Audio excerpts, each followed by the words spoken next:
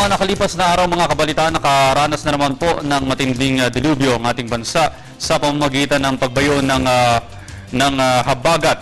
At para sa nakahanda naming editorial, narito si Emil Carion. Narito po ang ating editorial. Ilang araw na rin, muntik na umabot ng isang linggo na nararanasan ng National Capital Region at ng iba pang mga rehiyon sa ating bansa ang halos walang tigil na pag-ulan.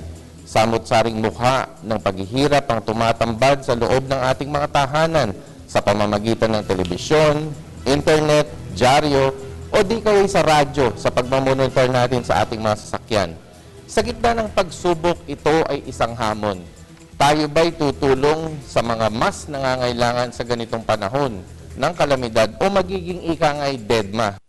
Tayo ba ay naging maingat sa pangangalaga ng kalikasan?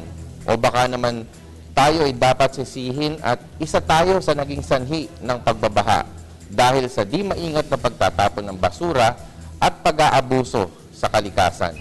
Sa gitna ng ulan, di ba't lalo nating pinangihinayangan ngayon ang maliwanag na sikat ng araw? Sa gitna ng baha, di ba't namimiss natin ang mga kalsadang tinatambakan lang natin ng metro traffic? Hamon ng kalikasan ng habagat, hamon sa tao at pakikipagkapwa-tao. Yan po ang ating editorial. Ako po, si Emil Carion.